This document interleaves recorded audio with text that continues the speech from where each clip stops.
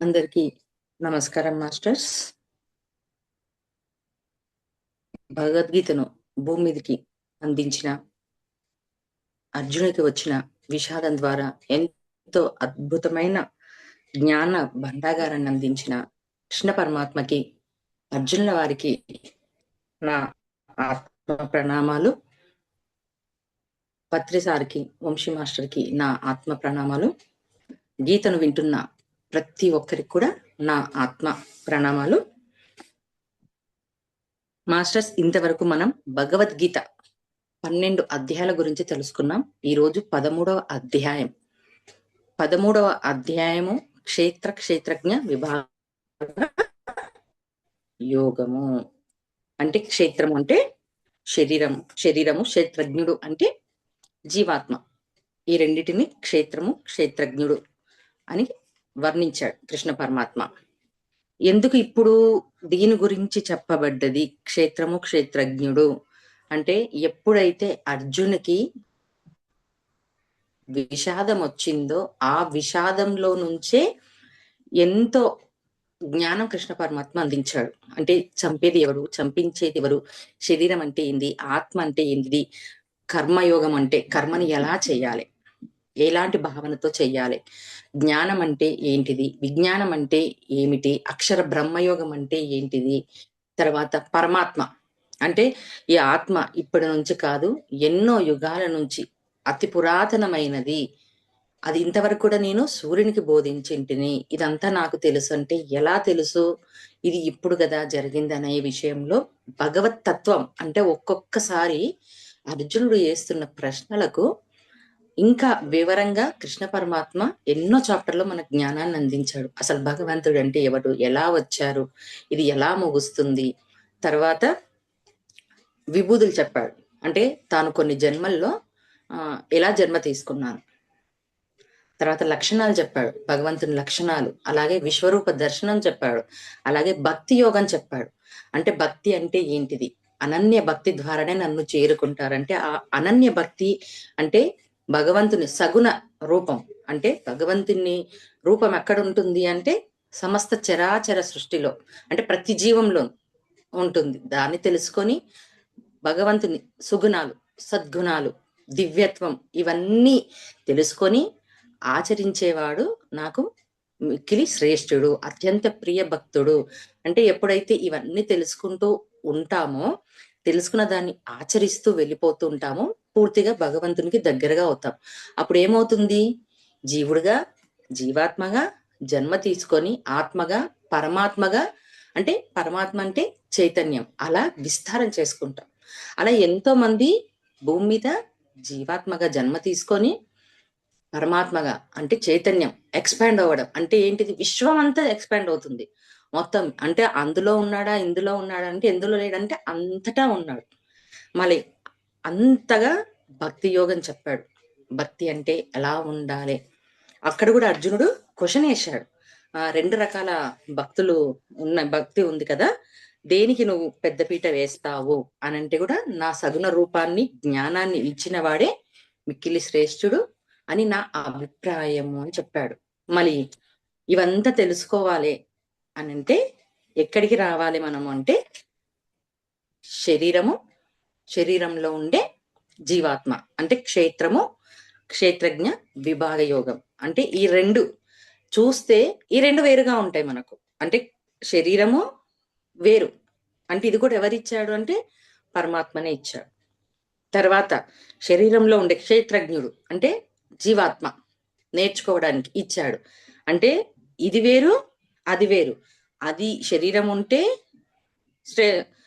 జీవాత్మ ఉంటుంది, జీవాత్మ కావాలంటే శరీరం కావాలి. అంటే చూస్తే రెండు వేరుగా ఉంటాయి, కానీ కలిసే ఉంటాయి, కలిసే జ్ఞానాన్ని పొందాలి. మళ్ళీ దీని గురించి చాలా చక్కగా ఈ చాప్టర్ లో చెప్పాడు. కాబట్టి క్షేత్ర విజ్ఞాన విభాగ యోగంలోకి వెళ్ళిపోదాం. 1, 2, 3 శ్లోకాలు. ఓం శ్రీకృష్ణ పరమాత్మనే నమః. అథ त्रयोदशोऽध्यायः क्षेत्रक्षेत्रज्ञविभागयोगः। श्रीभगवानुवाच इदं शरीरं कौन्तेय क्षेत्रमित्यभिधीयते एतद्यो वेत्ति तं प्राहुः क्षेत्रज्ञ इति तद्विदः। क्षेत्रज्ञं चापि मां विद्धि सर्वक्षेत्रेषु भारत। क्षेत्रक्षेत्रज्ञयोर्ज्ञानं यत्तज्ज्ञानं मतं मम तत्क्षेत्रं यच्च यादृच्छा यद्विकारि यतश्च यत् स च यो यत्प्रभावश्च తత్సమాసేన మే శృణు. భగవానుడు చెప్తున్నాడు ఎవరికి? అర్జునుడికి. అర్జునులు ఎవరము అంటే ఎప్పుడు చెప్పుకుంటాం మనము. అంటే మనం అర్జునుడుగా ఉంటూ మనలో ఉన్న అంతర్యామి అంటే భగవానుడు చెప్తున్నది విని ఆచరించాలి. 1వ శ్లోకంలో ఏం చెప్తున్నాడు? శ్రీ భగవానుడు పలికెను, ఓ కౌంతేయ, ఈ శరీరమును క్షేత్రము అని పేర్కొందురు. ఈ క్షేత్రమును గురించి ఎరిగిన వానికి క్షేత్రజ్ఞుడు అనే తత్వము తెలిసిన జ్ఞానులు తెలుపుదురు. అంటే ఈ తత్వాన్ని, అంటే క్షేత్రము, క్షేత్రజ్ఞుడు, ఈ రెండు అంటే ముందుగా తెలియాలి ఎవరము అంటే శరీరం గురించి తెలియాలి. అంటే ఈ శరీరం అంటే ఏంటిదంటే క్షేత్రము. మళ్ళీ దీంట్లో పని చెయ్యాలి అంటే ఎవరు ఉండాలంటే క్షేత్రజ్ఞుడు అంటే క్షేత్రజ్ఞుడు ఉండాలి. ఈ తత్వం అంటే ఈ రెండు కలిస్తేనే జ్ఞానం పొందాలన్నా, అనుభవం పొందాలన్నా, ఏమి కావాలన్నా కూడా ఈ రెండు కావాలి అని తెలిసిన వాళ్ళు జ్ఞానులు తెలుపుదురు. అంటే ఈ తత్వం ఎవరు తెలుసుకుంటారంటే కేవలం జ్ఞానులకు మాత్రమే అర్థమవుతుంది. ఇది అర్థం కావాలంటే సింపుల్ గా అర్థం చేసుకుందాం.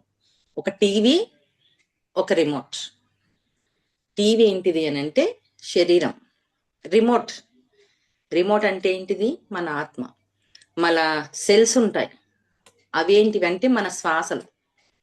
అంటే ఎప్పుడైతే మనం ఒక టీవీ చూడాలి అంటే ఏం ఆన్ చేయాలి అంటే టీవీకి కరెంట్ పెట్టాం, ఇంటర్నెట్ పెట్టాం, యూట్యూబ్ ఛానల్స్ ఉన్నాయి, ఎన్నో రకాల ఛానల్స్ ఉన్నాయి, మళ్ళీ ఇవన్నీ ఉన్నాయి కదా. ఇవన్నీ ఉన్న తర్వాత దీన్ని యూజ్ చేయాలంటే ఏం కావాలి మనకంటే ఒక రిమోట్ కంట్రోల్ కావాలి. ఆ రిమోట్ కంట్రోల్ పని చేయాలంటే లోపల సెల్స్ వాడాలి. ఆ సెల్స్ ఉంటేనే మళ్ళా కేవలం రిమోట్ ఉంటే పని చేస్తుందా అంటే పని చెయ్యదు. సెల్స్ ఉంటేనే పని చేస్తాయి. అంటే ఏం కావాలి మనకు? 3 కావాలి. అంటే ఇప్పుడు ఆత్మ శ్వాసతో వస్తుంది, శ్వాస అయిపోయిన దాడే ఆ శరీరాన్ని వదిలేస్తుంది. అంటే ఈ 3 కలయికనే మనము. ఆ దాని గురించి తెలియాలి, ఆ తత్వం గురించి తెలిసిన జ్ఞానులు తెలుపుదురు. అంటే ఆ తత్వాన్ని తెలుసుకున్న వాళ్ళు అంటే ఆ జ్ఞానం తెలుసుకున్న వాళ్ళు క్షేత్రం అంటే ఏంటిది, క్షేత్రజ్ఞుడు అంటే ఎవరు అని తెలుసుకుంటాడు. కేవలం తెలుసుకోవడమేనా అంటే తెలుసుకోవడం కాదు, అందరం తెలుసుకుంటున్నాం, దాన్ని ఆచరించాడు, అది జ్ఞానం. 2వ శ్లోకంలో చెప్తున్నాడు, ఓ అర్జున, అన్ని క్షేత్రముల యందున్న క్షేత్రజ్ఞుడు అనగా జీవాత్మను నేనే అని తెలుసుకున్నాము. క్షేత్రజ్ఞులకు సంబంధించిన జ్ఞానము అనగా వికార సహిత అంటే త్రిగుణాత్మకమైన ప్రకృతి మరియు నిర్వికార పురుషుల తత్వం గురించి తెలుసుకున్నటయే జ్ఞానము అని నా అభిప్రాయము అని చెప్తున్నాడు. అంటే క్షేత్రమునందు క్షేత్రజ్ఞుడయందు జీవాత్మను నేను అంటే రెండిట్లో ఉన్నది కూడా నేనే. మళ్ళా ఈ శరీరం ఇచ్చింది ఎవరు అనంటే మనం ఏం చెప్పుకుంటాము? మామూలుగా నా తల్లిదండ్రులకు నేను పుట్టాను. ఎందుకంటే వాళ్ళకు పిల్లలు కావాలని అనుకున్నారు కాబట్టి నేను జన్మ తీసుకున్నాను. పుట్టారు, నేను జన్మ తీసుకోవాలి పలానా తల్లిదండ్రుల దగ్గర అంటే నేను పుట్టాను అని అంటాం. కానీ దీనికంటే ముందు మనం ఎక్కడున్నాం? ఇక్కడ అదే చెప్తున్నాడు, జీవాత్మను నేనే అని తెలుసుకున్నాము. అంటే ఎన్నో లక్షల కోట్ల శుక్ల కణాలు తల్లి గర్భంలోకి ప్రవేశించడానికి ఎంతో యుద్ధం జరుగుతుంది. ఆ యుద్ధంలో ఒకే ఒకటి కణం తల్లి గర్భం గుండా అంటే అండంలోకి ప్రవేశించి అక్కడ తన నివాసం అంటే పుట్టుకకు కావలసిన స్థానాన్ని ఏర్పరచుకొని లోపలికి వెళ్ళిపోతుంది. మళ్ళీ అప్పుడు మనము ఉన్నామా అప్పుడు లేముగా. అక్కడ ఎక్కడి నుంచి స్టార్ట్ అవుతుంది? ఆ అండంలో నుంచే మన శరీర అవయవాలు కానివ్వండి, ప్రతీది కూడా మనం తిన్న ప్రతి ఫుడ్, తల్లి తీసుకునే ప్రతి ఫుడ్ ద్వారా ఒక శరీరంగా మారుతుంది. మళ్ళీ అంతవరకు ఉన్నది ఎవరు అనంటే పరమాత్మ. అంటే అది నేనే తెలుసుకో అంటుంది. ఎలా ఉన్నాడు ఆ పరమాత్మ? ఒక స్పెక్‌గా ఉన్నాడు. ఒక జీవకణంలా ఉన్నాడు. మళ్ళా దానికి మనకు సహాయం చేయలేదా? అంటే ప్రతి జంతువులోను, ప్రతి మనిషిలోను కూడా పరమాత్మ అన్నది ఎప్పుడు స్టార్ట్ అవుతుంది అంటే తల్లి గర్భంలో ఉన్నప్పుడు. మళ్ళా అక్కడ ఉండి ఆ కణంగా మారి అక్కడ ఉండి మనకి శరీరాన్ని ఇచ్చాడు. ఈ శరీరాన్ని తల్లి గర్భంలో అయిన తర్వాత ఒక 5 నెలలకో, 7 నెలలకో లేదా 9 నెలలకో మనం ఎంటర్ అవుతాం. అంటే జీవాత్మగా మనం ఎంటర్ అవుతాం. దానికంటే ముందు ఎవరు తెలుసుకోమంటున్నాడంటే అది నేనే తెలుసుకో అని చెప్తున్నాడు. అందుకని క్షేత్రజ్ఞులకు సంబంధించిన జ్ఞానము అంటే ఈ రెండిటికి జరిపిన జ్ఞానము అనగా వికార సహిత త్రిగుణాత్మకమైన ప్రకృతి మరియు నిర్వికార పురుషుల తత్వం గురించి తెలుసుకున్నటే జ్ఞానము. ఎక్కడుందబ్బా జ్ఞానం కావాలని ఏవో బుక్కులు చదివేస్తే ఆ ఏదో చేసేస్తే కాదు అని చెప్పేది ఏంటిదంటే స్వ అనుభవము. నీ స్వ అనుభవం నీకేం చెప్తుంది అదే జ్ఞానం. ఎక్కడ ఎన్ని రకాలు ఎవరు ఎంత చెప్పినా సరే నీ స్వానుభవం అంటే దీని గురించి తెలుసుకోవాలి. దీని గురించి తెలుసుకోవాలంటే రీసెర్చ్ చేయాలి. అవును నేను ఎక్కడొచ్చాను? ఎక్కడి నుంచి పుట్టాను? ఎవరి ద్వారా వచ్చాను? ఎందుకోసం వచ్చాను? నన్ను సృష్టించింది ఎవరు? నాలో ఉన్నది ఎవరు? ఇవన్నీ తెలుసుకోవడమే జ్ఞానము. అందుకని ఏం చెప్తున్నాడు ఇక్కడ? వికార సహిత త్రిగుణాత్మకమైన ప్రకృతి. అంటే ఇప్పుడు మన ప్రకృతి కదా! మన ఆ ప్రకృతి కూడా త్రిగుణాత్మకమైన ప్రకృతి. అంటే 3 గుణాలతో ఉండే ఈ ప్రకృతి. అలాగే నిర్వికార పురుషుల తత్వం గురించి తెలుసుకోవడమే. నిర్వికారం అంటే ఎవరు? పరమాత్మ. ఇప్పుడు చెప్పాడు కదా క్షేత్రము, క్షేత్రజ్ఞుడు. అంటే శరీరంను, ఆత్మను నేనే. అది నా ద్వారానే వచ్చిందని తెలుసుకో. మళ్ళీ ఆ తత్వం ఎందుకు? ఆ నిర్వికార పురుషుల తత్వం గురించి. మరి పరమాత్మ ఎక్కడున్నాడు? అంతట్లోనూ ఉన్నారు. అంతటా ఉన్నాడు. ప్రతి జీవిలోనూ ఉన్నాడు. ప్రతి చెట్టులోనూ ఉన్నాడు. అంతట విస్తరించి ఉన్నాడు కదా! అది తెలుసుకోవడమే జ్ఞానము అని నా అభిప్రాయము అని చెప్తున్నాడు ఇక్కడ. 3వ శ్లోకంలా క్షేత్రం అనగానేమి? అది ఎట్లుండును? దాని వికారములు, భావములేవి? ఆ వికారములు దేని నుండి ఏర్పడినవి? అట్లే క్షేత్రజ్ఞుడు అనగా ఎవడు? అతని ప్రభావం ఏమిటి? ఆ వివరాలన్నిటినీ సంక్షిప్తంగా తెలుపదనము వినుము. అంటే ఈ 2 చెప్పిన తర్వాత జ్ఞానులు చెప్పారు. తెలుసుకున్న తత్వం తెలిసిన ఈ తత్వాన్ని తెలుసుకున్న జ్ఞానులు చెప్పారు కదా! క్షేత్రం అంటే ఏంటిది? అది ఎట్లుండును? అంటే ఈ శరీరాన్ని క్షేత్రంతో పోలుస్తున్నాడు. మళ్ళీ దాని వికారాలు, భావాలు ఎలా ఉంటాయి? వికారాలంటే ఎన్నో ఎమోషన్స్. కోపం ఉంటుంది, ప్రేమ ఉంటుంది, కరుణ ఉంటుంది, అసూయ ఉంటుంది, ద్వేషం ఉంటుంది. ఆ వికారాలన్నీ ఏవి? ఆ వికారాలు దేని నుంచి వస్తాయి? సరే ఈ వికారాలన్నీ ఉన్నాయి కదా! ఎక్కడి నుంచి వస్తాయి? ఎవరి ద్వారా వస్తాయి? ఎవరిస్తారు? వీటిని గురించి. అలాగే క్షేత్రజ్ఞుడు అనగానెవరు? క్షేత్రజ్ఞుడు అంటే జీవాత్మ. ఆయన ఎక్కడ? ఆయన ఎవరు? అతని ప్రభావం ఏమిటి? అంటే అతని ప్రభావం ఎందుకోసం ఈ శరీరాన్ని తీసుకున్నాడు? ఏ పని కోసం తీసుకున్నాడు? దాని గురించి తెలుసుకోవడం. ఆ వివరములనన్నిటిని సంక్షిప్తంగా తెలిపెదను. అంటే క్లుప్తంగా, అంటే చిన్నగా నీకు తెలియచేస్తాను వినుము అని చెప్తున్నాడు. ఇప్పుడు 4, 5, 6లో వివరిస్తాడు.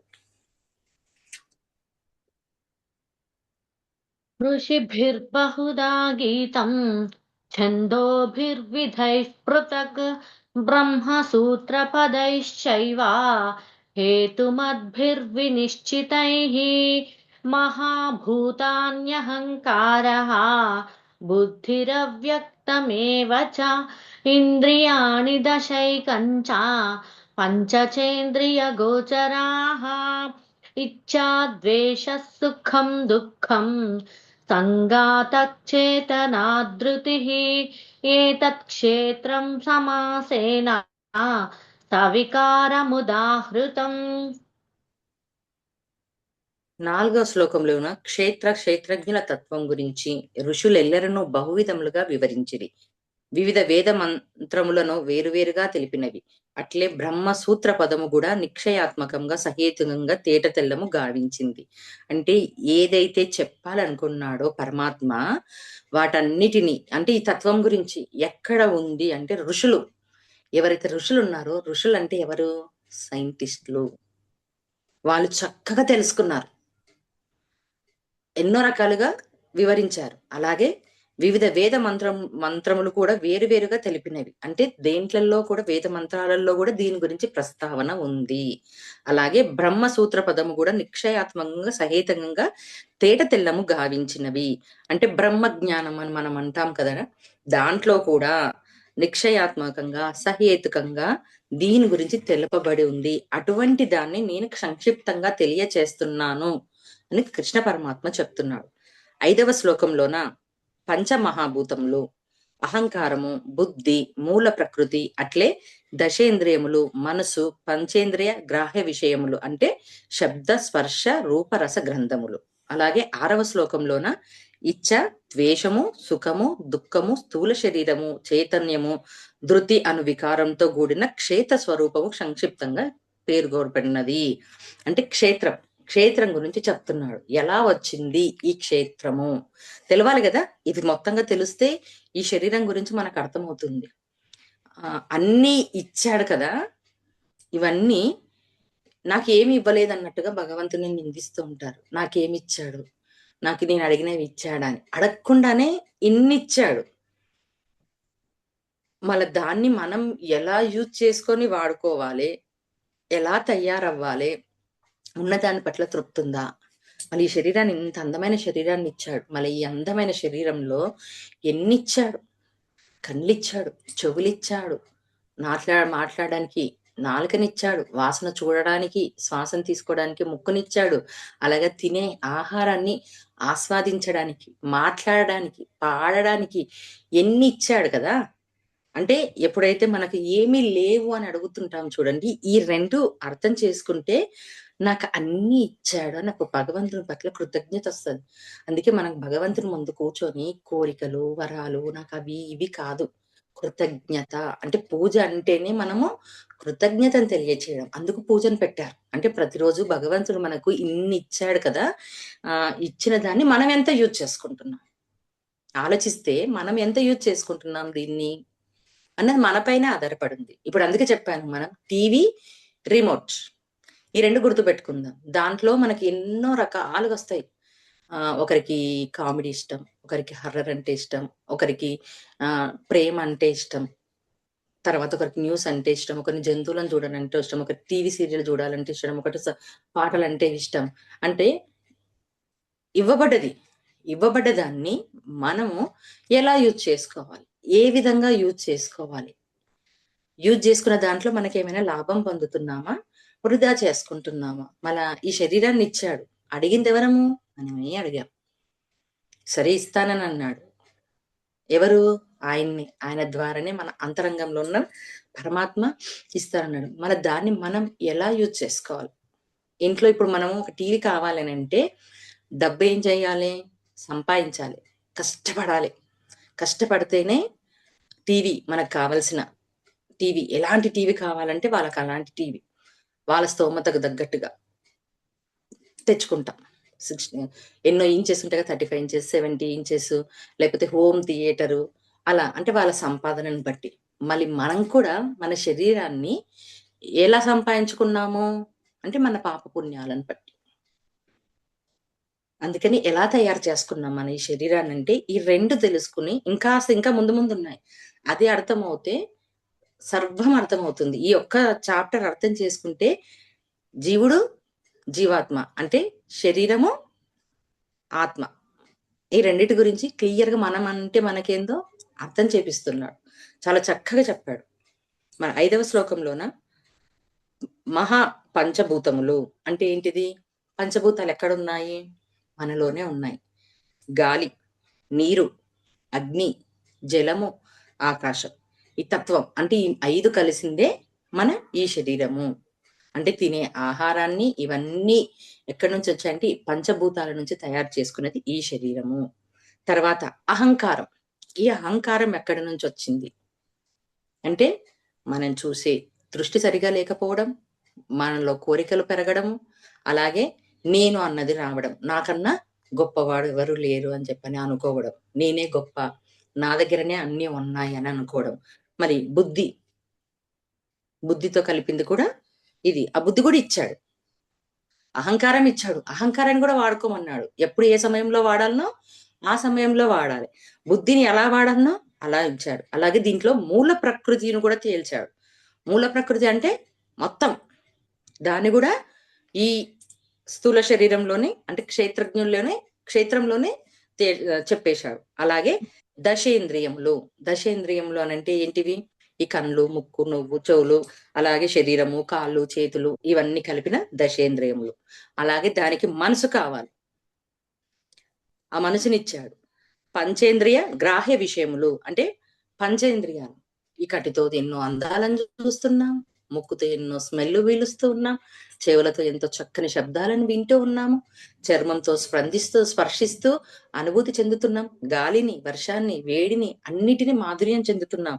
అలాగే నాలికతో పదార్థాన్ని ఆస్వాదిస్తున్నాం, అలాగే మాట్లాడుతున్నాం, పాటలు పాడగలుగుతున్నాం.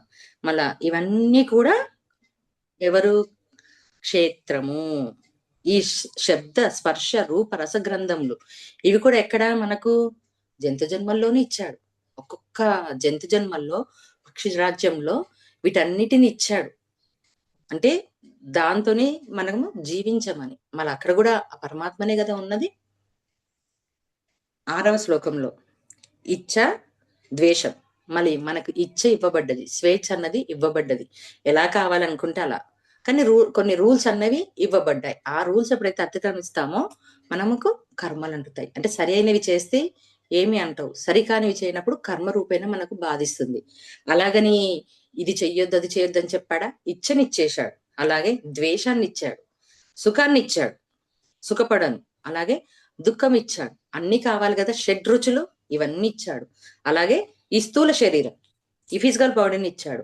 మళ్ళీ దాంట్లో ఉండే చైతన్యము అంటే ఆత్మ పదార్థం ఇచ్చాడు. తర్వాత ధృతి అంటే ఏంటిదంటే ధారణా శక్తి. అంటే లోపల ఉన్న మన తమో గుణం, రజోగుణం, సాత్విక గుణం ఈ మూడుటిని ఎలా మనం వాడుకోవాలి. మళ్ళీ ఈ మూడు ఉంటేనే కదా, ఈ వికారాలు ఉంటేనే కదా ఈ శరీరం మనం పనిచేసేది. దీంట్లో ఈ మూడు లేవనుకోండి, ఏం లాభము మనకు? ఏ లాభము లేదు. ఎలా అంటే ఇప్పుడు టీవీలో ఆన్ చేసి ఉంటాం, ఆన్ చేసి దాన్ని మ్యూట్ పెట్టామనుకోండి, అక్కడ ఏం జరుగుతుందో మనకేమన్నా అర్థమవుతుందా? దాన్ని మ్యూట్ లో నుంచి అన్మ్యూట్ చేయండి. అన్మ్యూట్ చేస్తే ఆ భావన, ఆ ఫీలింగ్స్ ఇవన్నీ అర్థమవుతాయి. అలా ఈ మూడు కలిపిన ధారణా శక్తి వికారంతో కూడిందే క్షేత్ర స్వరూపము. ఇన్నిచ్చాడండి మనకు భగవంతుడు. ఇప్పుడు 7 నుంచి 11 శ్లోకాలు. ఈ 11 శ్లోకాలు 20 సాధనలు ఇచ్చాడు కృష్ణ పరమాత్మ. ఇచ్చి దీన్ని నువ్వు అంటే క్షేత్రము, క్షేత్రజ్ఞుడు ఈ ఈ దాంట్లలో ఈ 20 సాధనాలు నువ్వు చేస్తున్నావా?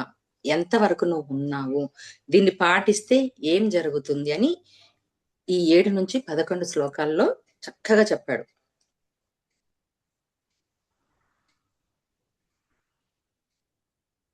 చెప్పండి. అమానిత్వమదంభిత్వం అహింసా క్షాంతిరాజవం ఆచార్యోపాసనం శౌచం స్థైర్యమాత్మ వినిగ్రహ ఇంద్రియార్థేషు వైరాగ్యం అనహంకార ఏవ చ జన్మ మృత్యుజరా వ్యాధి దుఃఖదోషానుదర్శనం ఆసక్తిరణభిష్వంగః పుత్రదారగృహాదిషు నిత్యం చ సమచిత్తత్వం ఇష్టానిష్టోపపత్తిషు మయి చానన్యయోగేన భక్తిరవ్యభిచారిణి వివిక్తదేశసేవిత్వం అరతిర్జన సంసది అధ్యాత్మజ్ఞాన నిత్యత్వం తత్వజ్ఞానార్థదర్శనం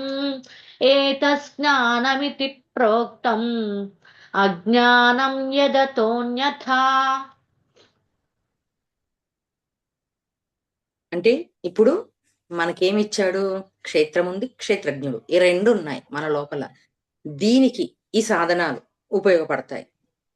ఎలా ఉండాలి అంటే క్షేత్రజ్ఞుడు ఎలా ఉండాలి అంటే తానే శ్రేష్ఠుడనను భావం లేకుండాట, డాంబికం లేకుండాట, అహింస, క్షమించు గుణము, మనోవాక్యాల యందు సరళత్వము, శ్రద్ధాభక్తులతో గురుజనులను సేవించుట, బాహ్యంతర శుద్ధి, అంతఃకరణ స్థిరత్వము, మనశ్శరీంద్రముల యందు నిగ్రహము.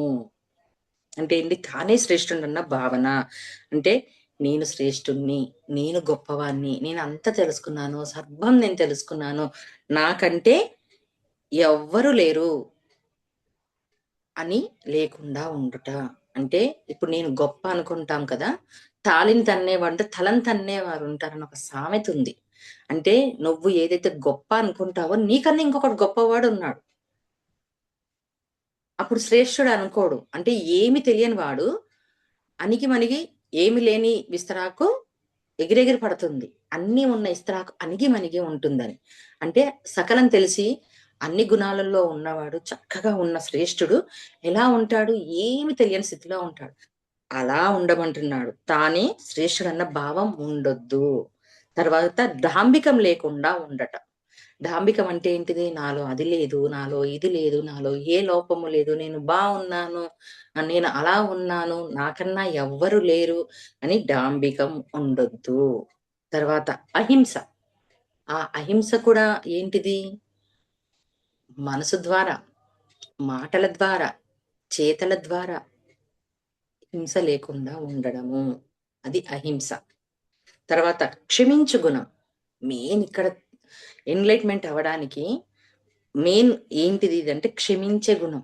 వాడు ఎటువంటి వాడైనా సరే ఆ లోపల క్షమాతత్వం అన్నది ఉండాలి. క్షమించే గుణం. సర్లే అబ్బా క్షమించేద్దాం, మనవాడే. ఎప్పుడు అనుకుంటాడు? నువ్వు నేను ఒకటి అనుకున్నాం, అందరం కూడా ఆ భగవంతుడి నుంచి వచ్చిన వాళ్ళమే అని అనుకున్నప్పుడు, సరే వాడు ఆ గుణంలో ఉన్నాడు, తెలుసుకుంటాడులే, ఏమవుతుంది, రేపు తెలుసుకుంటాడు, ఎల్లుండి తెలుసుకుంటాడు, లేదా వచ్చే జన్మలో తెలుసుకుంటాడు, నేను క్షమించేస్తాను అన్నప్పుడు నీలో ఆ గుణం అన్నది చక్కగా ఉపయోగపడుతుంది, ఆ క్షమించే గుణం. తర్వాత మనోవాక్కుల యందు సరళత్వము. అంటే మాట్లాడే మాట ఎలా ఉండాలి అంటే సరళత్వంగా ఉండాలి, కఠినంగా ఉండకూడదు అంటున్నాడు. శ్రద్ధ భక్తులతో గురుజనులను సేవించుట. అంటే గురుజనులు అంటే గురువును జనులు ఎవరు? నేర్పించే ప్రతి ఒక్కరు కూడా మనకు గురువే. వాళ్ళందరినీ సేవించుట శ్రద్ధ భక్తులతో, శ్రద్ధతో భక్తితో సేవించుట. తర్వాత బాహ్యంతర శుద్ధి. అంటే బయట కూడా శుద్ధిగా ఉండాలి. ఎలా? చూసే చూపులో, మాట్లాడే మాటలో, పనుల్లో కూడా శుద్ధంగా ఉండాలి. కోపంతో, విసుగుతో చేశామనుకోండి లాభం లేదు కదా. అందుకని అంతర్శుద్ధి ముఖ్యము, బాహ్య శుద్ధి కూడా ముఖ్యమే. లోపలనేమో నిశ్శబ్దంగా ఉంటూ ఏమి లేకుండా పైనకి అర్చేస్తూ ఉన్నాం అనుకోండి, అది కూడా కరెక్ట్ కాదు కదా. అందుకని బాహ్యాంతర శుద్ధి కూడా ఉండాలి. అలాగే అంతఃకరణ స్థిరత్వము. అంటే బయట మనకి ఎవడైనా ఎమోషన్ గురి చేస్తూ ఉన్నా, లేకపోతే బయట ఎంతగా జరుగుతూ ఉన్నా లోపల ఒక స్థిరత్వంలో ఉండాలి. ఏమి జరిగినా నిక్షలంగా ఉండగలగాలి. ఆ స్థిరత్వాన్ని పెంచుకోవాలి. అలాగే మన శరీరం ముందు నిగ్రహము. అంటే మనసుని నిగ్రహంగా ఉంచుకోవాలి, శరీరాన్ని నిగ్రహం ఉంచుకోవాలి. రెండిటిని ఒకటి నిగ్రహించుకొని ఒకటి నిగ్రహించుకోలేదా సరిపోదు. రెండిటి పట్ల నిగ్రహంగా ఉండాలి. అంటే ఫస్ట్ మనసు నిగ్రహంలో ఉండాలి. మనసు ఎప్పుడైతే నిగ్రహంలో ఉంటుందో మన శరీరం ఆధీనంలోకి వస్తుంది. ఈ రెండు కూడా ముఖ్యమే. తర్వాత 8వ శ్లోకంలో ఇంద్రియార్థముల యందు వైరాగ్యము. అంటే ఇహ పర భోగములన్నిటి యందు ఆసక్తి లేకుండుట, అహంకార రాహిత్యము, జన్మ మృత్యు జర ముసలితనము రోగాదుల యందు దోషములను పదే పదే దర్శించుట. అంటే ఇంద్రియార్థముల యందు వైరాగ్యము. అది కూడా ఎక్కడ? ఇహలోకంలోను పరలోకంలోను ఆసక్తి లేకుండా ఉండుట. ఒకసారి అర్జునుడు అడుగుతాడు చూడు, నేను చేస్తున్న ఈ యుద్ధం వల్ల ఇక్కడ నేను యుద్ధం ఓడిపోతే పైలోకంలో భోగాలను అనుభవిస్తాను. కృష్ణుడు చెప్తాడు బాధపడుతుంటే, ఇక్కడ నువ్వు యుద్ధం ఓడిపోయావనుకో పైలోకంలో భోగిస్తావు, లేదా ఇక్కడ గెలిచావంటే పైలోకంలోనూ ఉంటుంది అని క్లారిటీ ఇస్తాడు. ఎక్కడైనా భోగించడం అన్నది ఉంటుంది. అంటే ఆసక్తి వచ్చింది ఆయనకు, ఏం జరుగుతుందేమో, ఈ పాపం వల్ల ఏమవుతుందో, నేను ఇక్కడ భోగం అనుభవించనా, అక్కడ భోగం అనుభవించనా, మరణించిన తర్వాత ఇలా జరుగుతుంది అని. అంటే ఎక్కడ కూడా దేని మీద ఆసక్తి ఉండకూడదు, అంటే ఇంటెన్షన్ ఉండకూడదు. ఇప్పుడు నేను ఈ పని చేస్తున్నాను, అబ్బాయి ఇప్పుడు ఇవన్నీ చెప్పినవన్నీ కూడా పాటిస్తున్నాను, ఇవన్నిటిని పెట్టుకుంటున్నప్పుడు నాకు ఇక్కడ వస్తుందా పైలోకాల్లో వస్తుందా, దాని మీద ఏ ఏ ఆసక్తి ఉండకూడదు. అందుకని ఇంద్రియములందు వైరాగ్యం. ఓకే, నా ముందుకు వచ్చింది, చేసేస్తున్నాను, అయిపోయింది, నా వల్ల అయ్యింది, నేను చేయగలిగింది చేసేసాను, ఓకే, దాని మీద దృష్టి పెట్టొద్దు. ఫలితం పైన ఎప్పుడైతే మనము దృష్టి పెట్టమో మనకు కావలసింది వస్తుంది. దాని నుంచి రాకుండా మాత్రం ఉండదు మాస్టర్స్. ఎవరికైనా సరే దాని మీద దృష్టి పెట్టావా, ఎక్స్పెక్టేషన్స్ అయ్యి ఎక్కువచ్చినా కష్టమే, తక్కువచ్చినా కష్టమే. అదే ఏ ఎక్స్పెక్టేషన్స్ లేకుండా, దాని మీద ఆసక్తి లేకుండా పోతే నీకు కావలసిన సమయంలో, ఆపద సమయంలో, అవసరం ఉన్న సమయంలో నీకు చేరాల్సింది చేరుతుంది. అది మాస్టర్స్ చూసుకుంటారు. ఇక్కడ మొన్న వంశీ సార్ ఒక మాట చెప్పాడు. ఏంటిది అనంటే, పాపకర్మలు పుణ్యకర్మలు ఉంటాయి కదా. అయితే ఇక్కడ మనం పుణ్యకర్మలు ఏదైతే చేస్తామో దాన్ని మనం వదిలేస్తామో, అలాగే మనం చేస్తున్న పాప కర్మలు ఉంటాయి కదా, దాన్ని బ్యాలెన్సింగ్ గా ఏర్పడుతుంది. అలాగే పుణ్యకర్మలు ఉంటాయి, ఆ దానికి ఇప్పుడున్న ఈ దానికి, అంటే ఇప్పుడు చేస్తున్న ఈ పనికి మనకు మాస్టర్స్ సరిగ్గా ఇచ్చి ముందుకు తీసుకొని పోవడానికి అవకాశం ఉంటుంది. అంటే దీని ద్వారా మనము దీని మీద ఆసక్తి లేకుండా చేసుకుండా ఉన్నామనుకోండి, మనకు తెలియకుండానే కొన్ని క్లియర్ అవుతాయి. మనకు కావలసినది ఆ సమయంలో, ఆత్మకు కావలసిందంతా కూడా ఆ పరమాత్మ మనకు ఏ సమయంలో అందించాలనో అందించాలి.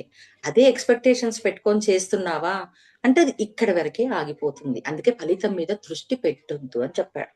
అంటే ఇక్కడ కూడా అంతే, ఇంద్రియార్థములందు వైరాగ్యం. అరే నేను ఇది చేశాను, అది చేశాను, అది పొందలేదు, ఇది పొందలేదు, నేను అలా ఉన్నాను, వీళ్ళు ఇలా మారట్లేదు, వాళ్ళెందుకు, ఇవన్నీ వదిలేయి. దీనివల్ల నీకు పైన ఉంటుందా కింద ఉంటుందా దాని మీద కూడా ఆసక్తి పెట్టుకోకు. అంటే ఆసక్తి పెట్టుకున్నాం అనుకోండి, మన ఎదుగుదలకు మనమే అడ్డుగోడ చేసిన వాళ్ళం అవుతాము. అలాగే అహంకార రాహిత్యము, అంటే అహంకారం కూడా ఉండొద్దు. ఎప్పుడు ఉండాలనో అప్పుడు ఉండాలి, అవసరం ఉన్నప్పుడు. కాబట్టి అహంకార రాహిత్యము. అలాగనే అహంకారం ఉండకూడదా, ఎప్పుడు అహంకారం ప్రదర్శించాలనో ప్రదర్శించాలి. ఎవరి కోసం? మన కోసం. మన మీద మనం అహంకారాన్ని ప్రదర్శించుకోవాలి, కానీ ఎదుటివాడి మీద చేయకూడదు. కాబట్టి అహంకార రాహిత్యము. అలాగే ఇది చాలా ఇంపార్టెంట్. జన్మ మృత్యు జర రోగాదుల యందు దుఃఖ దోషములను పదే పదే దర్శించుట. ఎందుకు చెప్తున్నాడు పదే పదే దర్శించుట అంటే, వెతుక్కోవాలి ఇక్కడ. మనిషి జన్మ ఎలా తీసుకుంటున్నాడు, ఏం అనుభవిస్తున్నాడు, మృత్యువు అంటే ఎలా తీసుకుంటున్నాడు, ఎందుకు అన్నది దీనివల్ల, అంటే ఈ అనారోగ్యాలు, సమస్యలు ఇవన్నీ తెలుసుకుంటా కదా. దీని యందు దుఃఖ దోషములు అంటే దుఃఖం వస్తుంది, బాధలు వస్తున్నాయి అని వెతుక్కోవాలి. ఎందుకు ఇవన్నీ వస్తున్నాయి అని దీని మీద దృష్టి పెట్టాలి. ఇది ఎలా అంటే, బుద్ధుడు ఉన్నాడు కదా, బుద్ధునికి వైరాగ్యం వచ్చింది. అంటే ఒకసారి చూశాడు, ఒక ముసలామె చనిపోవడం చూశాడు. అవునా, అంతవరకు కూడా అతనికి తెలియదు మరణం అంటే ఏంది, చనిపోవడం అంటే ఏంది, ముసలి వాళ్ళంటే ఏంటని తన తండ్రి తనకు తెలియకుండా పెంచాడు. ఎందుకంటే అతడు సన్యాసి అయిపోతాడు కాబట్టి, రాజుగా ఉండాలని కోరుకుంటాడు. కానీ తెలియాల్సి వచ్చినప్పుడు తెలియకుండా ఉంటుందా? అప్పుడు అన్వేషిస్తాడు, ఎందుకు మనిషి చనిపోతున్నాడు, ఎందుకు పుడుతున్నాడు, ఎందుకు రోగాలు, ఎందుకు బాధలని ఆయనకు ఒక దుఃఖం వచ్చింది, ఒక వైరాగ్యం వచ్చింది.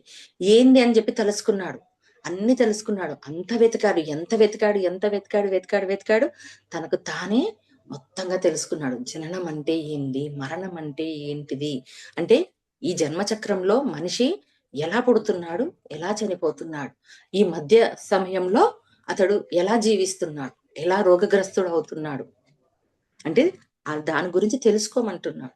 మన జన్మ తీసుకోవాలంటే తల్లి గర్భంలో, ఆ గర్భాశయంలో, ఆ ఇరుకైన ప్లేసులో మలమూత్రాలు, చీకటి దాంట్లో ఆ శరీరంతో ఆ జీవాత్మ ఎలా ఉంటుంది? బయటికి వచ్చినప్పుడు కూడా ఆ ప్రయాణం ఎలా ఉంటుంది? తర్వాత మరణ సమయంలో మృత్యు ఉన్నప్పుడు, బెడ్ రీడ్ అయినప్పుడు, శరీరం అనుభవిస్తూ ఉన్నప్పుడు ఆ బాధ ఎలా ఉంటుంది? వీటన్నిటిని ఈ రోగాలు, ఈ దుఃఖాలు, ఈ దోషాలు వీటన్నిటిని వెతుకులాడాలి. ఎందుకు జరుగుతుంది? కారణం ఏంటివి? అని ఎప్పుడైతే దాని జ్ఞానం తెలుసుకోమని చెప్పానంటున్నాడు. వెతకాలని చెప్పానంటున్నాడు. ఎందుకు ఇలా జరుగుతుంది? దేని వల్ల జరుగుతుంది అని. 9వ శ్లోకంలోన భార్య, పుత్రులు, ఇల్లు, సంపదలు మున్నగు వానియందు మమతాశక్తులు లేకుండుట, ఇష్ట నిష్ట వస్తు ప్రాప్తి వలన ఎట్టి మనోవికరములకు లోను కాకుండాట, ఎల్లప్పుడూ సమభావంతో ఉండుట. అంటే ఇంక ఇక్కడ ఏం చెప్తున్నాడు? ఇది చెప్పాడు. తర్వాత ఏంటిది? భార్య, పుత్రులు, ఇల్లు, సంపదలు. దాని అందు కూడా మమతాశక్తి పెట్టుకోకు. పెట్టుకుంటే ఎందుకండి? ఇప్పుడు ప్రేమ లేకుంటే ఏమవుతుంది? ప్రేమ లేకుండా ఉండాలన్నా ఆసక్తి లేకుండా ఎలా ఉంటాము? కుటుంబం కదా! ఈ జన్మకి నేను తెచ్చుకున్నాను కదా! తెచ్చుకున్నప్పుడు వీళ్ళ మీద ఎందుకు ప్రేమ పెంచుకోవద్దు? ఎందుకు మమత పెట్టుకోకూడదు? అంటే ఏమీ కాదు. ఎదుగుదల ఆగిపోతుంది. అంటే ఇక్కడనే నువ్వు స్ట్రక్ అయిపోతావు. ఎప్పుడైతే ఈ సంసారంలో దీంట్లోనే ఉన్నావనుకో, నీ ఎదుగుదల ఆగిపోతుంది. స్ట్రక్ అయిపోయి ఉంటావు. అంటే దీంట్లోనే ఉండిపోతావు. దీంట్లో ఉండిపోయినప్పుడు నువ్వు మరణించినప్పుడు ఏం జరుగుతుంది అంటే వీళ్ళ మధ్యలోనే ఉంటావు. నా భార్య ఏమైపోతుంది? లేకపోతే నా భర్త భార్య ఉందనుకో, నా భర్త ఏమైపోతాడు? అలాగే నా పిల్లలు ఏమైపోతున్నారు? మళ్ళీ నేను ఇంత కష్టపడి ఇల్లు కట్టానే, తర్వాత ఇంత కష్టపడి సంపాదన పెట్టానే అని చెప్పని ఆ జీవుడు దాని చుట్టే తిరుగుతూ ఉంటాడు. అలాగే ఉన్న ఈ జన్మలో ఈ శరీరంతో తీసుకున్న దాన్ని ఇక్కడనే ఆగిపోతుంది. తర్వాత ఎదుగుదల అన్నది మనమే ఆపెట్టుకుంటాం. బాధ్యత అనుకొని చేసుకుంటూ వెళ్ళిపోవాలి. అంటే ఆసక్తి లేకుండా, మమత, ఆసక్తులు ఈ రెండిటిని తీసేయమంటున్నాడు. అలాగే ఇష్టానిష్ట వస్తు ప్రాప్తి వల్ల ఎట్టి మనోవికరములు లోను కాకుండాక. అంటే మనకిష్టమైన వస్తువులు ఉన్నా, మనకిష్టం లేనివి కొన్నిసార్లు అనుకుంటాం, మనం ఒకటి అడుగుతాము. అది అడిగినప్పుడు మనకిష్టం లేనిది వస్తుంది మన జీవితంలోకి. అలాగే కొన్ని ఇష్టమైనవి వస్తాయి. దాని మందు మనోవికారంలో లోను కాకుండా ఉండుట. ఏ విధంగా? మనోవికారాలకు లోను కాకుండాట, ఎల్లప్పుడు సమభావంతో ఉండుట. మళ్ళీ ఇవి వచ్చాయి, ఈ రోజు వచ్చాయి, ఈ రోజు మళ్ళీ ఒక రోజు వెళ్ళిపోతాయి. ఉంటే ఉంటాయి. సంపదలు కానివ్వండి, ఆనందం కానివ్వండి, పేరు ప్రత్యేకతలు కానివ్వండి, ఏవైనా సరే ఉన్నప్పుడు వస్తే వచ్చాయి, పోతే పోయాయి, ఉంటే ఉంటుంది. ఎలా ఉన్నా సరే సమభావంతో ఉండడం నేర్చుకోమంటున్నాడు. 10వ శ్లోకంలోన పరమేశ్వరుడైన నాయందే అనన్య యోగం ద్వారా అవ్యక్తాభిచారిణి భక్తి కలిగి ఉండుట, ఏకాంత పవిత్ర ప్రదేశం నందు వసించు ప్రవృత్తిని కలిగి ఉండుట, విషయాసక్తులైన జనుల ఎడల ఆసక్తి లేకుండా ఉండుట. ఎలా ఉండాలంటే పరమేశ్వరుడైన నాయందే అనన్య యోగము ద్వారా. అంటే ఇందాక చెప్పుకున్నాం, అర్జునుడు అడిగాడు, ఎలాంటి భక్తి ఉన్నవాడు కావాలి అంటే నిర్గుణుడు, సద్గుణ నిరాకార రూపము, సుగుణ రూపంలో ఉన్న భగవంతుణ్ణి నాయందే భక్తి శ్రద్ధలతో ఉన్నవాడు మిక్కిలి శ్రేష్ఠుడు అని చెప్పానన్నాడు. అంటే ఆయన యందు, అంటే పరమేశ్వరుడైన నా యందు అనన్య యోగము ద్వారా, అంటే ఆ భక్తితో ఆ సగుణ రూపములను ఎప్పుడైతే తెలుసుకుంటాడో దాన్ని ఆచరణలోకి తీసుకొని వస్తాడా. భగవంతుడు అంటే నిర్వికారుడు, సగుణుడు, సగుణ రూపం కలవాడు. అంటే ఇన్ని లక్షణాలు ఇన్ని ఉన్నాయా, ఇవన్నీ ఉన్నాయా, ఓకే, ఇది నేను తెలుసుకున్నాను కదా, నేను కూడా ఇలానే అవుతాను. తర్వాత అవ్యక్తిచారిణ భక్తి అంటే ఏంటిది? పూర్తిగా భగవంతుని అందే ప్రేమ, సంపూర్ణ శ్రద్ధ, ప్రేమ కలిగి ఉండడము. ఇది ఎక్కడ వస్తుందని అంటే అనన్య యోగం ద్వారానే వస్తుంది. ఎప్పుడైతే ఈ భక్తి మనకు వస్తుందో అవ్యక్తిచారణ భక్తిని కలిగి ఉంటాడు. మనకు ఉండాలి కదా, భగవంతుడు ఉన్నాడు, మనను రక్షిస్తాడు, ఆయనకు అందరిపైన దయ ఉన్నది, ప్రేమ ఉన్నది అని ఎప్పుడైతే మనము ఒక విశ్వాసం ఉంచాలి. భగవంతుని పైన విశ్వాసం అన్నది ఉంటేనే మనం ముందుకు వెళ్ళగలము. భగవంతుడు ఏం చూస్తాడులే, ఏముంటుందిలే అనేది కాదు. ఆ అనన్య భక్తి అన్నది ఇంపార్టెంట్. ఎప్పుడైతే అది మనం ఆ శ్రద్ధను కలిగి ఉంటామో, చూస్తాడు, రక్షిస్తాడు, నాకు కావలసింది ఇస్తాడు అన్న ఒక్క భక్తి అన్నది ఉంటాడో, అది కూడా ఏంటిది, భోగాల కోసం కాదు, మనలో ఉన్న చైతన్యాన్ని విస్తరింప చేసుకోవడానికి, ఆ దివ్యత్వాన్ని పెంచుకోవడానికి.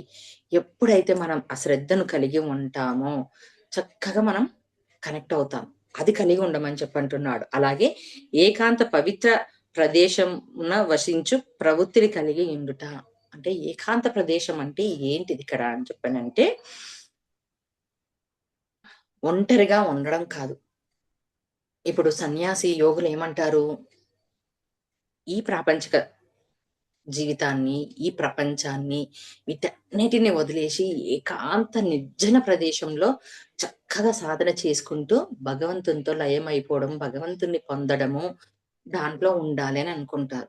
సాధన చేస్తారు, వస్తారు. వచ్చిన తర్వాత, ఇక్కడికి వచ్చిన తర్వాత, అంటే మామూలుగా మనుషులు ఉండే ప్రదేశంలోకి వచ్చిన తర్వాత ఏ సిచ్యువేషన్ జరిగినా వాళ్ళు దాన్ని కంట్రోల్ చేసుకోలేవు. ఇలా ఎన్నో స్టోరీస్ ఉన్నాయి. శాపం పెట్టింది, నన్ను అవమానిస్తావా, నేను కనిపించలేదు, ఇట్లా ఎన్నో మనకు స్టోరీస్ చాలా ఉన్నాయి. అప్పుడు ఏమైపోయింది, ఆ ప్రశాంతత అంతా ఎక్కడ పోయింది, అంత వేస్ట్ అయిపోయింది కదా.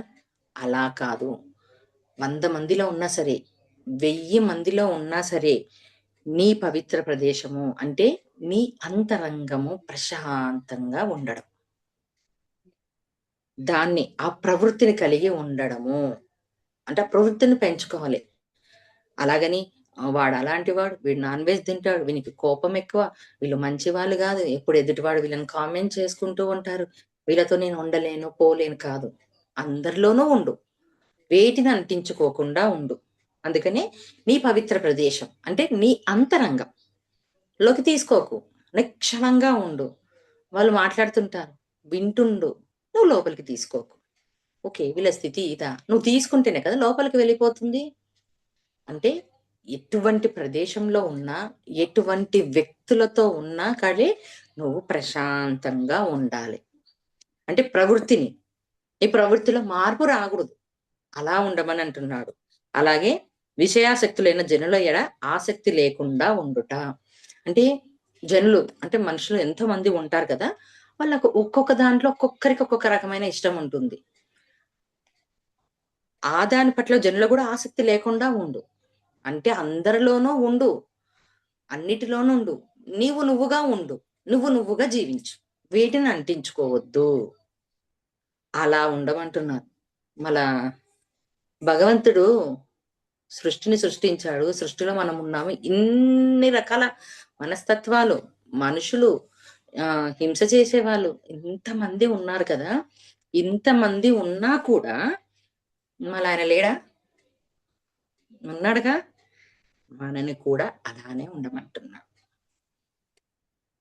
11వ శ్లోకంలోన ఆధ్యాత్మిక జ్ఞానం నందు నిత్యస్థితుడై ఉండుట, తత్వజ్ఞానమునకు ప్రతిపాద్యుడు భగవంతుడేనని ఎరుగుట, ఇవన్నీ ఇవన్నీయు అమనిత్వము మొదలగును తత్వ జ్ఞాన దర్శనం వరకు ఇవన్నీయు జ్ఞాన ప్రాప్తికి సాధనములు.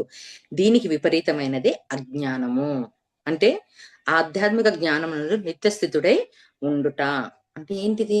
ఇందాక అంతా చెప్పుకున్నది. ఆధ్యాత్మిక జ్ఞానం అంటే ఏంటిది? ఎలా ఉండాలి, ఎలా జీవించాలి, అలాగే ఆత్మ అంటే ఏంటిది, పరమాత్మ అంటే ఏమిటి, జీవుడు అంటే ఏమిటి, ఈ ప్రపంచము, సృష్టి, ఎన్నో రకాల భగవంతులు వీళ్ళందరూ ఉన్నారు కదా, వీటన్నిటి గురించి తెలుసుకోవడం.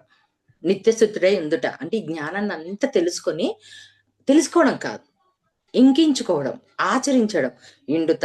అలాగే తత్వజ్ఞానమునకు ప్రతిపాద్యుడు భగవంతుడేనని ఎరంగుట.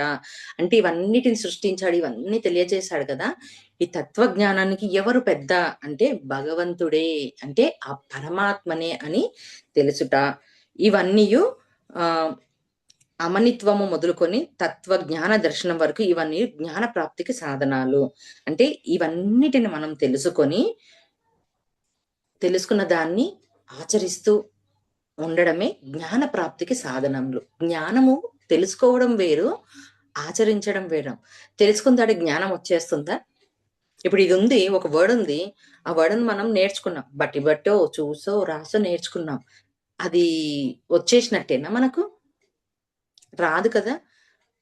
అది ఎలా ఇంప్లిమెంట్ చేయాలి? ఒక పాట పాడాలి, చూసుకున్నాం అనుకోండి, దాన్ని సాధన చెయ్యాలంటే దాని ట్యూన్ ఎలా తయారు చేసుకోవాలి? ఎలా పాడితే అందంగా ఉంటుంది అని చెప్పని. ఒక వంట చేయాలి. వంట చేస్తున్నప్పుడు ఇలా వంట చేస్తే ఉంటుందని తెలుసు. దాన్ని నువ్వు ట్రై చేసి దాన్ని సక్సెస్‌గా చేస్తేనే కదా. అలా జ్ఞాన ప్రాప్తి సాధనములు. దీనికి విపరీతమైనదే అజ్ఞానం. అంటే ఇందాక ఇవన్నీ చెప్పాడు కదా. 7-10 11వ శ్లోకం వరకు ఇవన్నీ కూడా మనకు జ్ఞాన ప్రాప్తికి చెందే సాధనాలు. దానికి విపరీతం అంటే అజ్ఞానం. అంటే ఇవన్నీ మనలో ఉన్నాయా అంటే జ్ఞాన ప్రాప్తికి ఉన్నాయన్నట్టు. ఆ మార్గానికి ప్రయాణం చేయడానికి. మళ్ళీ దీంట్లో ఏవైనా లేవా అంటే అజ్ఞానం. అంటే దీని గురించి మనం పూర్తిగా తెలుసుకోలేకపోవడము. అంటే భగవంతుని గురించి తెలియాలి, ఆ తత్వం అర్థం చేసుకోవాలి, అలా మారాలి అంటే వీటికి సంబంధించిన సాధనాలు ఈ 20 వరకు.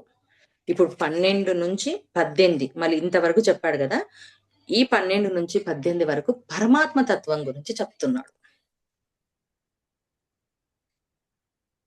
జ్ఞేయం యత్తత్ ప్రవక్ష్యామి యజ్ఞాత్వామృతమశ్నుతే అనాదిమత్పరం బ్రహ్మ న సత్తన్నాసదుచ్యతే సర్వతః పాణిపాదం తత్ సర్వతోక్షిశిరోముఖం సర్వతః శృతిమల్లోకే సర్వమావృత్య తిష్టతి సర్వేంద్రియగుణాభాసం సర్వేంద్రియ అసక్తం సర్వభృక్షైవ నిర్గుణం గుణభోక్తృ చ బహిరంతశ్చ భూతానాం అచరం చరమేవ చ సూక్ష్మత్వాత్ తదవిజ్ఞేయం దూరస్థం చాంతికే చ తత్ అవిభక్తం చ భూతేషు విభక్తమివ చ స్థితం భూతభర్తృ చ తజ్ఞేయం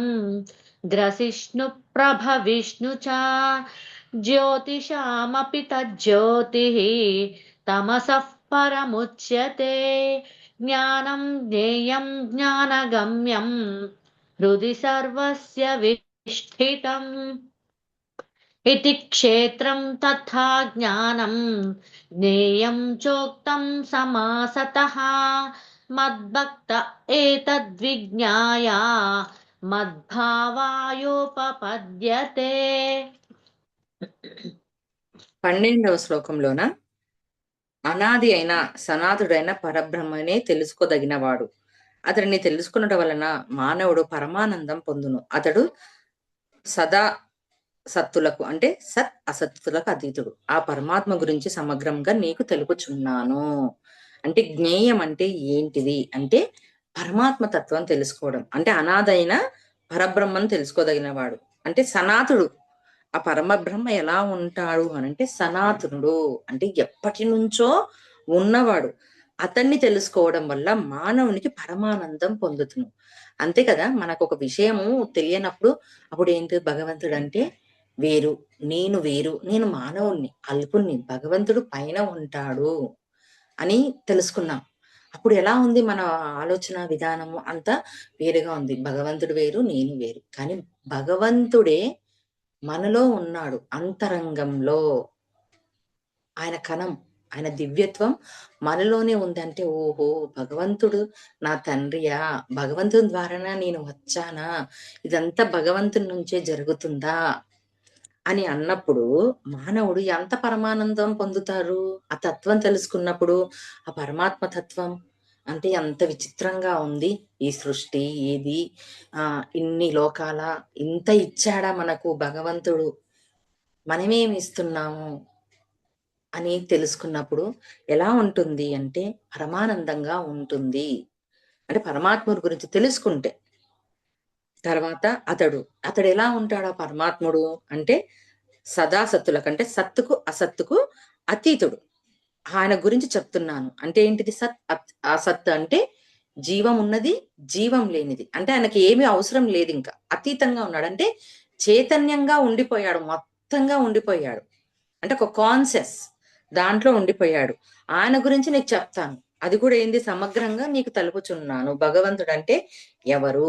ఎలా ఉంటాడు? అంటే 13వ శ్లోకంలోన ఆ పరమాత్ముని చేతులు, పాదములు, నేత్రములు, చెవులు, శిరస్సులు, ముఖములు సర్వత్రా స్థితములై ఉన్నాయి. అతడు సర్వము ఆవరించి ఉన్నాడు. ఎలా ఉన్నాడు భగవంతుడు పరమాత్ముడంటే ఆయన పాదాలు, చేతులు, నేత్రాలు, శిరస్సు ఇవన్నీ కూడా సర్వం.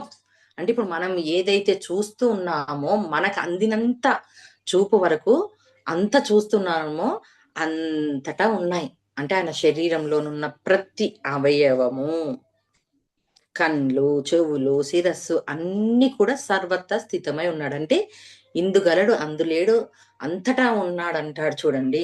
సర్వం వ్యాపించి ఉన్నాడని. అంటే నీకు తెలియట్లే, నువ్వు చూడట్లేదు, నువ్వు తెలుసుకోలేదు కాబట్టి ఎక్కడుంటాడు అని అనుకుంటావు. కానీ ఆయన సర్వత్రా ఉన్నాడు. అతడు సర్వమును ఆవరించి ఉన్నాడు. సర్వం మొత్తంగా ఆవరించి ఉన్నాడు అని చెప్తున్నాడు. 14వ శ్లోకంలోన అతడు ఇంద్రియ గ్రాహ్య విషయములను అన్నింటినీ ఎరిగినవాడు. కానీ వాస్తవంగా ఇంద్రియాదులకు అతీతుడు. ఆసక్తి రహితుడైన సమస్త జగతును భరించి పోషించువాడు. అతడు నిర్గుణుడు అంటే గుణాతీతుడు. ప్రకృతికి సంబంధం వలన గుణ ప్రభావాలను కలిగి ఉండును. అంటే ఇక్కడ ఫస్ట్ 13వ శ్లోకంలోన కూడా ఆయన ఎక్కడ నుంచి చూస్తాడంటే అన్ని దిక్కుల నుండి చూస్తాడు. అన్ని డైమెన్షన్ లో నుంచి చూస్తాడు. ఈ పక్క చూపు నుంచి చూస్తాడా, ముందు నుంచి చూస్తాడా, వెనక్కి నుంచి చూస్తాడా అంటే అన్ని దిక్కుల తానే ఉన్నాడు. అంతటా కళ్ళు కనిపిస్తున్నాయి. అన్ని నేత్రాలు, శిరస్సు అంతా చూస్తుంది. మొత్తం సర్వం చూస్తూ ఉంది. కాబట్టి ఆయన ఇంద్రియ గాహ్య విషయంలో అన్నిటిని ఎరగగలడు. అంటే ఎవరి ఇంద్రియాలు?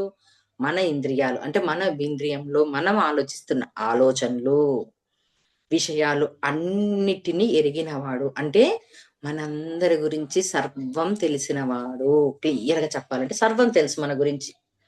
తర్వాత వాస్తవంగా ఇంద్రియాలకు అతీతుడు. మళ్ళీ ఇవన్నీ చూస్తున్నాడు కదా! ఏమన్నా ఆయన వాడిలా ఉన్నాడు, అలా ఉన్నాడు, నన్ను ఇలా తిడుతున్నాడు, నన్ను పొగుడుతున్నాడు, వీడు కరెక్ట్ గా ఉన్నాడు, వీడు కరెక్ట్ గా లేడు, వీడు ట్రై చేస్తున్నాడు, ఇవన్నీ ఉంటాయా? చూస్తాడు. చూసి ఎలా ఉంటాడంటే అతీతంగా ఉంటాడు ఇంద్రియాలకు. అంటే అన్నిటిని చూస్తూ ఉన్నాడు. కానీ ఆ ఇంద్రియాలకు అతీతంగా ఉన్నాడు. అంటే ఏంటిది? చూస్తున్నాడు కానీ వేటి మీద దృష్టి లేదు. అతీతంగా ఉన్నాడు. అలాగే ఆసక్తి రహితుడైన సమస్త జగత్తును భరించుచున్నాడు. మళ్ళా ఆసక్తి రహితంగా ఉన్నాడు. అలా ఉంటేనే కదా! అందుకనే కర్మం చెయ్యి, ఫలితం మీద ఆసక్తి పెట్టుకోకు అని చెప్పాడు. అనాసక్తితో చెయ్యి, ఆసక్తి రహితంగా చెయ్యని. అంటే ఈ రెండు ఎప్పుడైతే మనం చేస్తామో అందరినీ ఒకే రకంగా చూస్తాం. వేరుగా చూడం. అందుకనే కర్మయోగంలో చక్కగా చెప్తాడు. అనాసక్తితో చెయ్యి, ఆసక్తి రహితంగా ఉండు. ఈ రెండు చెప్తాడు. అనాసక్తి, ఆసక్తి రహితం. అది ఉంటేనే కదా మనం తయారయ్యేది. దాంట్లో ఏది లోపించినా కరెక్ట్ గా మనం తయారవ్వలేం. మనం కావాలనుకున్నది.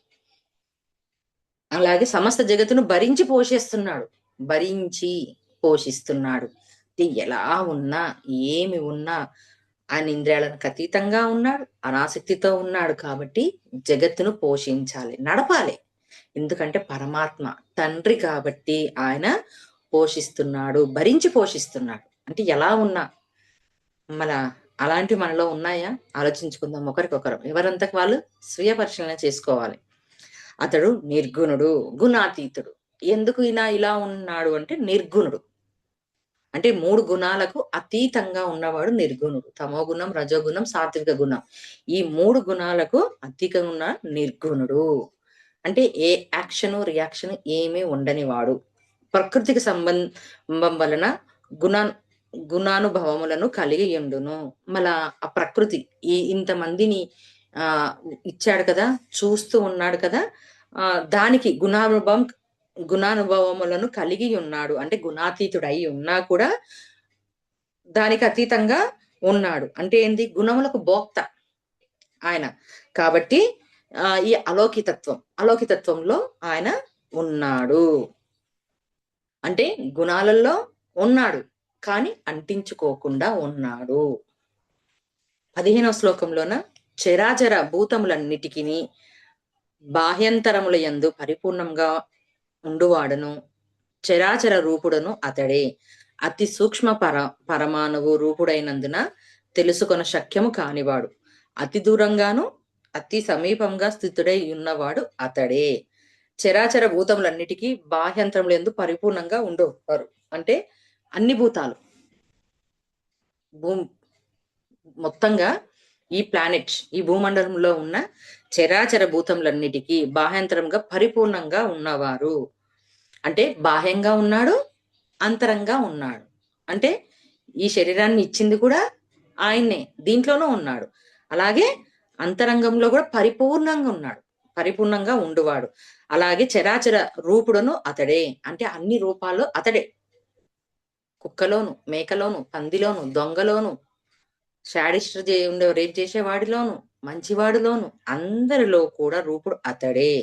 అతడు ఎలా ఉన్నాడు అంటే అతి సూక్ష్మ పరమాణువు రూపుడైనందున తెలుసుకొన శక్యము కానివాడు. అంటే ఆ రూపం ఎలా ఉంది అంటే చాలా చిన్నగా ఉంది. అలాగే అతి దూరంగాను, అతి సమీపంగాను. అంటే ఎలా ఉంది అంటే దూరంగా ఉన్నాడు, లేదా అతి సమీపమున స్థితుడై ఉన్నవాడు అతడే. అంటే మన భావం ఎలా ఉంటే అలా ఉంటుందన్నమాట. లేదబ్బా భగవంతుడు నాలోనే ఉన్నాడు, అందరిలోనూ ఉన్నాడు అంటే నీకు దగ్గరగా ఉన్నాడు, అంటే నీకు సమీపంలో ఉన్నాడు. అలాగే లేదబ్బా భగవంతుడు అక్కడ నాలో ఉన్నాడు కానీ వేరే వాళ్ళలో ఎక్కడున్నాడు, ఇలా ఉంటాయా అంటే నీకు దూరంగా ఉన్నాడు. అంటే నువ్వు వేరుగా ఎప్పుడైతే చూశావో నీకు దూరంగా ఉంటాడు. లేదు భగవంతుడు అందరిలోనూ ఉన్నాడు కదా, ఆయనే కదా ఇదంతా జగన్నాథక సూత్రధారి, నడిపించేదంతా ఆయన్నే కదా, సృష్టికర్తే కదా, నాలో ఉన్నది కూడా అతనే కదా అన్నప్పుడు నీకు అతి సమీపంగా స్థితుడే ఉన్నాడు. అంటే నీకు చాలా దగ్గరగా ఉన్నాడు. అంటే నీకు దగ్గర కావాలన్నా దూరం కావాలా అన్నది మనం అర్థం చేసుకోగలగాలి. ఉండువాడతే. అంటే నువ్వు ఎలా నీ ఆలోచన ఉంటే అలా ఉండడం. 16వ శ్లోకంలోన పరమాత్మ ఆకాశం వలె విభజించుటకు వీలు లేని ఒకే రూపంన పరిపూర్ణుడై ఉన్నను, సమస్త చరాచర ప్రాణుల రూపంలో వేరువేరుగా గోచరించుచుండును. ఆ పరమాత్మయే సృష్టికర్త అయిన బ్రహ్మగా, పోషకుడైన విష్ణువుగా, లయకారుడైన రుద్రుడిగా తెలుసుకోదగినవాడు. ఎలా ఉన్నాడు పరమాత్మ అంటే ఆకాశం వలె విభజించక వీలు లేని రూపం. ఆకాశాన్ని నువ్వు విడివిడిగా చేసి చూస్తావా? ఆకాశం ఎలా ఉంటుంది చూస్తే? ఎక్కడ ఏ దిక్కున చూసినా కూడా నీకు ఒకేలా కనిపిస్తుంది. దాన్ని విభజించావా, దాన్ని వేరుగా చూడగలవా అంటే ఏ రకంగా కూడా మనకు సాధ్యం కాదు. అంటే ఆకాశం ఒకేలా కనిపిస్తుంది. అలాగే పరమాత్మ కూడా అలానే ఉంటాడు. అలాగే సమస్త చరాచర ప్రాణుల రూపంలో వేరువేరుగా గోచరించును. మళ్ళంతా ఆకాశం ఒకేలా కనిపిస్తుంది. అంటే పరమాత్మ అంతా ఒకేలా కనిపిస్తున్నాడు. కానీ ప్రాణుల్లో వేరువేరుగా గోచరించాడు. ఒక్కొక్క ప్రాణిలో ఒక్కొక్క రకంగా నీకు గోచరించాడు. కానీ ఆయన ఉన్నాడు. ఆ పరమాత్మే సృష్టికర్త అయిన బ్రహ్మగా. అంటే పరమాత్మ ఏమేం పోషిస్తున్నాడు? అంతా ఆకాశం ఒకేలా ఉన్నా కూడా పాత్ర పోషిస్తున్నాడు. ఎలా? బ్రహ్మగా, పోషకుడైన విష్ణువుగా, లయకారుడైన రుద్రగా తెలుసుకోదగినవాడు. అంటే వేరు రూపాలలో చూస్తే నీకు వేరుగా కనిపిస్తాడు. ఒకటేలా చూస్తే ఒకేలా కనిపిస్తాడు. మళ్ళా అందరిలోనూ పరమాత్ముడు ఒకేలా ఉన్నాడంటే అది వేరుగా నీకు కనిపిస్తుంది. అంటే నీవు చేసే ఆలోచన, నువ్వు అర్థం చేసుకునే అవగాహనను బట్టి నీకు భగవంతుడు నీకు ఎలా కావాలంటే అలా కనిపిస్తాడు. అంటే చూసే విధానంలో నువ్వు చూడు. అంతే కదా. ఇప్పుడు ఎలా అర్థం చేసుకోవచ్చు అని చెప్పంటే, ఒక శిల్పం ఉందనుకోండి. ఒక శిల్పాన్ని అందంగా తయారు చేశాం. చూస్తే శిల్పం. దాన్ని మనం చూసే కళ్ళు ఎలా ఉంటాయి అందమైన శిల్పాన్ని? ఒక్కొక్కరికి ఒక్కొక్కలా నచ్చుతుంది. ఒకరికి కళ్ళు నచ్చుతాయి, ఒకరికి శరీర సౌష్ఠవం నచ్చుతుంది, ఒకరికి ముక్కు నచ్చుతుంది, ఒకరికి కేశాలు నచ్చుతాయి. అలాగంటే శిల్పం ఒకటే కాదా? అంటే ఒక్కటే. నువ్వు చూసే విధానం ఎలా ఉంటుంది? అంటే నీపై ఆధారపడి ఉంటుంది. అలాగని చెప్పని కళ్ళొకలా ఒకటి కాదు, చేతులు ఒకటి కాదు, అంతా ఒకటి కాదు. వేరు వేరుగా చూస్తే నువ్వు తల వరకు చూస్తే ఒకలా కనిపిస్తుంది. తల నుంచి కింది భాగం వరకు ఒకలా అనిపిస్తుంది. నడుము నుంచి కింది వరకు చూస్తే నీకు ఒక భాగంలా కనిపిస్తుంది. కానీ అంతా కలిపితే ఒకే అందమైన శిల్పము. అంటే దాన్ని నువ్వు చూసే దాన్ని బట్టి ఉంది. మొత్తంగా ఒకేసారి మొత్తంగా వర్ణించే అందాన్ని చూసావనుకో ఆ శిల్పంలోని నీకు అంతా ఎంత చక్కగా ఉంది. మనోహరమైన రూపము, శిల్పం అని అనిపిస్తుంది. అలా భగవంతుడు అలా ఉంటాడు. అది జస్ట్ మీకు అర్థం అవ్వడానికి చెప్తున్నాను. 17 శ్లోకంలోన ఆ పరబ్రహ్మ అన్ని జ్యోతులకు జ్యోతి, పరంజ్యోతి, మాయాతీతుడు, జ్ఞాన స్వరూపుడు, తెలుసుకోదగినవాడు, తత్వ జ్ఞానం ద్వారా ప్రాప్తుడును అతడే, సర్వ ప్రాణుల హృదయంలందు విశేషంగా ఉండువాడు అతడే. ఎంత చక్కటి క్లారిటీ ఇస్తున్నారు చూడండి మాస్టర్స్. పరబ్రహ్మ అన్ని జ్యోతులకు జ్యోతి. అంటే మనం ఏదైతే జ్యోతి అని అనుకుంటున్నామో ఆ పరబ్రహ్మే పరంజ్యోతి. అంటే ఆయన జ్యోతిలో నుంచే మనం జ్యోతులుగా వచ్చాము. అలాగే జ్ఞాన స్వరూపుడు. అంటే జ్ఞానానికి స్వరూపుడు ఎవరంటే ఆ పరమాత్మ. తర్వాత తత్వ జ్ఞానం ద్వారానే ప్రాప్తుడతడు. ఎలా నువ్వు తెలుసుకుంటావు అంటే ఆ తత్వ జ్ఞానం ద్వారానే ప్రాప్తుడవుతాడు. ప్రాప్తుడని అతడే. సర్వ ప్రాణుల హృదయం నందు విశేషంగా ఉండేవాడు. ఇంకా చక్కగా క్లియర్ ఇచ్చాడు. ఏంటిది? సర్వ ప్రాణుల హృదయమునందు ఉంటాడు. ఎక్కడ ఉంటాడు? ఎక్కడ వెతకాలి ఇప్పుడు? మనలోనే వెతుక్కోవాలి. 18వ శ్లోకం. ఇంతవరకును క్షేత్రము గురించి, జ్ఞానము గురించియు, జ్ఞేయమును తెలుసుకోదగిన పరమాత్మ స్వరూపం గురించి సంక్షిప్తంగా వివరించితిని. ఈ తత్వమును సమగ్రముగా తెలుసుకొనిన నా భక్తుడు నా స్వరూపంనే పొందుదురు. అంటే ఏంది? ఇంతవరకు క్షేత్రం గురించి, అంటే క్షేత్రంలో క్షేత్రము క్షేత్రజ్ఞుడు ఎవరుంటాడు? తర్వాత జ్ఞానం ఎలా తెలుసుకోవాలి? జ్ఞేయము అనంటే పరమాత్మ గురించి, తత్వం గురించి తెలుసుకోవడం గురించి సంక్షిప్తంగా చెప్పాను అంటున్నాడు. ఈ తత్వమును సమగ్రంగా తెలుసుకున్న నా భక్తుడు నా స్వరూపంనే పొందుతాడు. ఇక్కడ నా స్వరూపంనే పొందుతుడంటే ఈ తత్వాన్ని ఎవరైతే తెలుసుకొని ఆచరిస్తాడో, నేర్చుకొనింటారో, ఇంప్లిమెంట్ చేసుకుంటారో నా స్వరూపం అంటే నన్నే పొందుతురు. ఇప్పుడు నాలో ఉన్న క్వాలిటీస్‌ని ఏదైతే గ్రహించి ఆ క్వాలిటీస్‌ని పెంచుకుంటారో నా రూపం. నేను ఎలా ఉన్నాను అలానే ఉంటాను. మళ్ళా అందరిలోనూ ఉన్నాను గదా! అందరిలోనూ చూసుకుంటాను. అంటే ఏంటిది? ఎక్కడిదాకా ఇప్పుడు మనం జర్నీ స్టార్ట్ చేయాలంటే మనలోనున్న భగవంతుడు. ఆ ఆత్మను గురించి తెలుసుకుంటే ఆ పరమాత్మ ఎంటర్ అయ్యి మనకు కావాల్సింది ఇస్తాడు. మళ్ళీ ఈ 18 శ్లోకాల వరకు చాలా చక్కగా కృష్ణ పరమాత్మ మనకి జ్ఞానం అందించాడు. మరి రేపు 19 నుంచి 34 వరకు తెలుసుకుందాము. అక్కడ ప్రకృతి, పురుషుడు ఈ 2 వేరియేషన్స్ చెప్పారు. Thank you masters. ఇంతసేపు అందరు చక్కగా విన్నారు. అందరికి కూడా కృతజ్ఞతలు.